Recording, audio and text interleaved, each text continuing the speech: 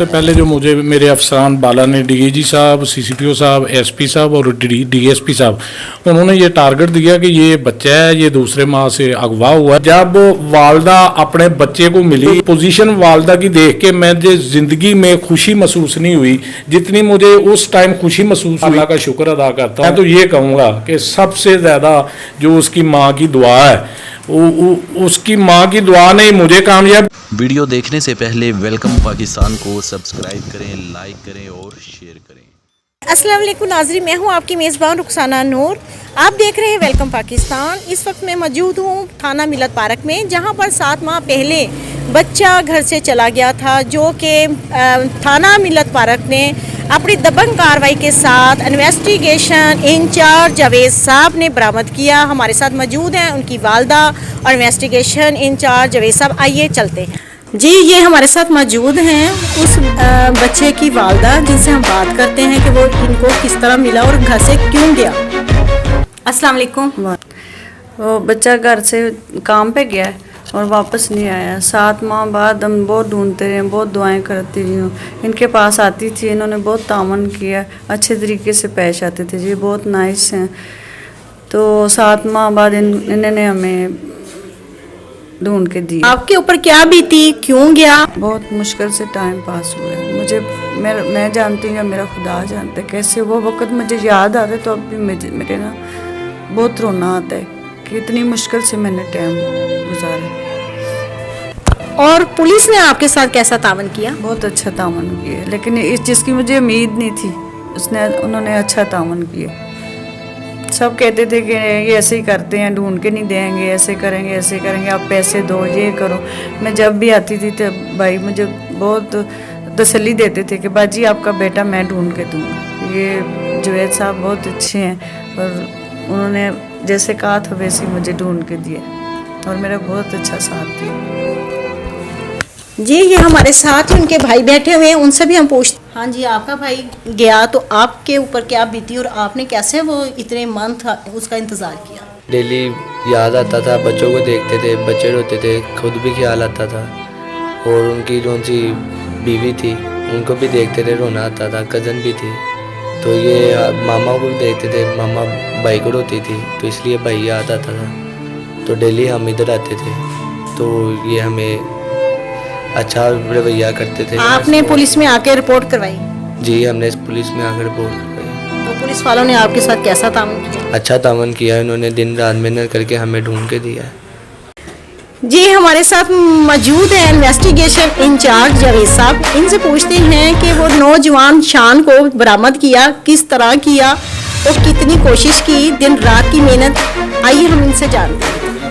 बिस्मिल्लाहिर्रहमानिर्रहीम। जब मैं इधर तैनात हुआ हूँ तो सबसे पहले जो मुझे मेरे अफसरान बाला ने डीआईजी साहब, सीसीपीओ साहब, एसपी साहब और डीएसपी साहब, उन्होंने ये टारगेट दिया कि ये बच्चा है, ये दूसरे माह से अगवा हुआ है, तो इसकी 25-26 साल उम्र, इसके 3 बेटे भी हैं, तो इसे तलाश करें।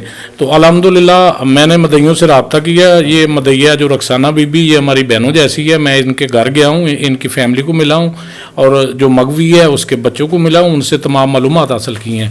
तो इसमें जो मुझे परेशानी हुई वो सबसे पहले ये थी कि ये जो बच्चा जिसका नाम शान था, जो अगवा हुआ था, इसके पास ना तो शनाख्ती कार्ड था और ना ही कोई मोबाइल था। अगर मोबाइल होता तो टेस्ट करने में काफ़ी जो है ना वो आसानी हो जाती।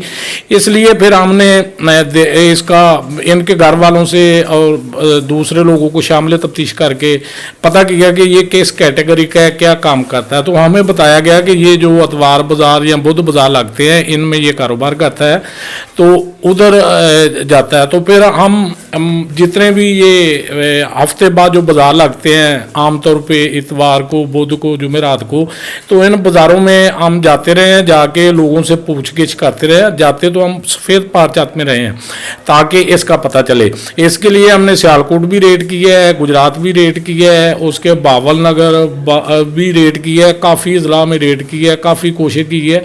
और जब ये इसकी वालदा आती थी तो हमें शर्म आती थी कि जल्दी से जल्दी अल्लाह ताला हमें कामयाब करे। और बिल आखिर वो मंजिल आई कि हमने इसे कोट अब्दुल मालिक इलाका से, जहाँ वो इतवार बाज़ार लगाया था, वहाँ ये मौजूद था, तो हमने रेड करके उधर से पकड़ के ले आए हैं। फिर आके शाम तफ्तीश किया, इसकी इंटेरोगेशन की, इससे पूछगिछ की।